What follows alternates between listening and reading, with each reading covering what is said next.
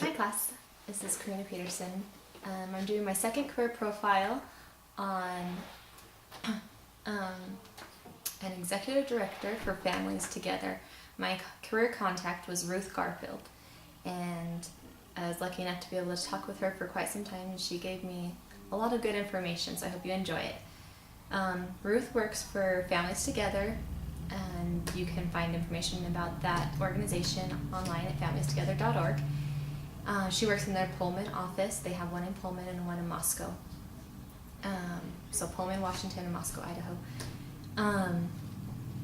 So the working environment, Ruth says that she does most of her stuff from home, so she's lucky in that regard. But she also does parenting workshops with up to around 10 to 15 people, 10 to 50 people, depending on how many people show up. She also does family recreation activities at parks and public areas, and that can be up to 200 people. She does a lot of phone consultations with parents, so they can call in and ask her questions or get support from her at any time. She's part-time, but she also says she volunteers a lot of her time to help the families in her area. So she talked about typical stressors, and she said one of them is that she is on call 24/7, so the parents can call her anytime. She never knows when they're going to call or how long that call might take, so that can be a little stressful sometimes. And also because she works for a small nonprofit organization, she wears many hats, so she has a lot of different job duties, and some of those include grant writing, which takes a lot of time, so that can be stressful. She told me at one time she was trying to do research and write a grant to get the money they needed, and it took her 3 whole days just to research it, and a lot of that, she says, she also donates her time that way and doesn't charge the company or the organization for that. She also spends a lot of her time putting together fundraisers to try and raise the money that they need in order to help these families in this area. And that can be stressful because sometimes she said she'll spend a lot of time organizing this fundraiser and planning it and everything, and then if it doesn't work out how they plan it and doesn't turn out successful, then that's kind of hard. So typical benefits, she said because it's a small nonprofit organization, she gets no health or retirement benefits or financial benefits. But she says if you do work for a large nonprofit organization, sometimes you may be able to get some of these benefits. The types of perks that she talks about instead of benefits was that she feels like it's an amazing job because she gets to meet a lot of wonderful people and work with their children. She really enjoys doing that. And so she said it's a very rewarding job in that aspect, as far as enjoying what she does and knowing that she's helping out in her community. So common job tasks we talked about, she does research and write grants and organizes them. She plans and carries out the fundraisers. She plans recreational activities for families, and she works with a lot of families that have children with disabilities or autism, different things like that.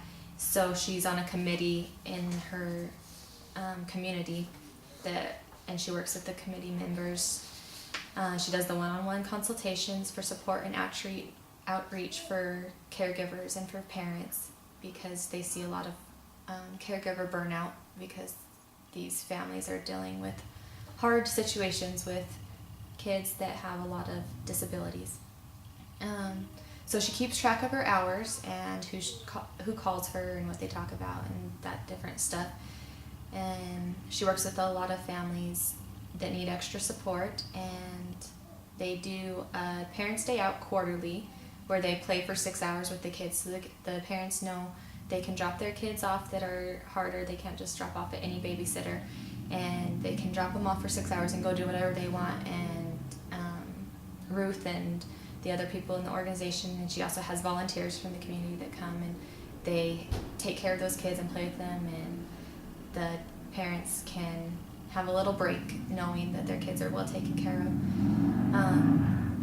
And then yearly they also do a family enrichment weekend, and she says they'll do something fun and they'll have activities planned for the whole family, or sometimes if funds are low they'll just do a full Saturday, and they'll go with the whole family and do fun activities to help them learn and grow together. She also does parenting training about 6 times a year for the parents in the community. So educational requirements. Formally, she has a nursing degree, and that helps her with the knowledge she needs to have to help those families with children who have disabilities.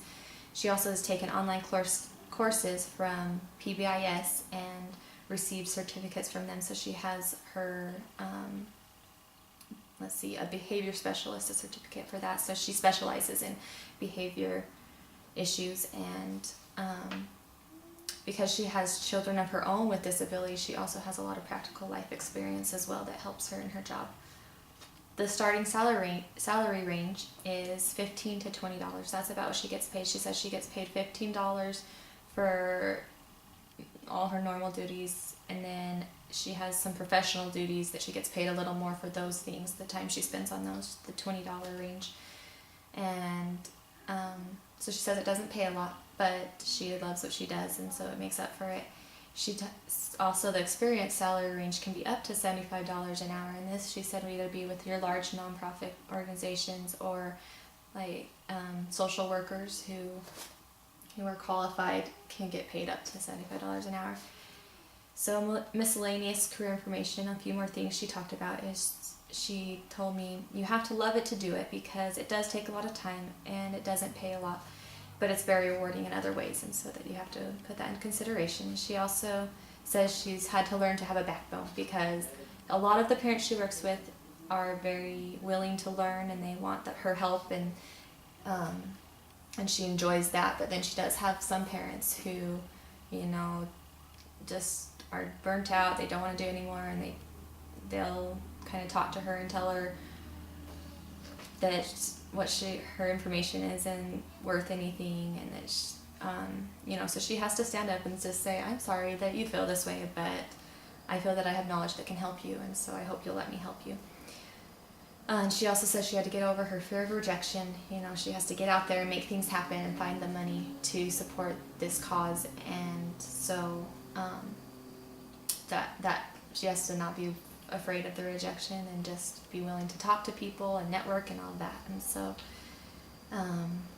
again, I talked to Ruth Garfield from Families Together, and she's the executive director for Families Together at the Pullman office in Washington. And so I hope you enjoyed that and you got to know a little more about that job title, and thanks.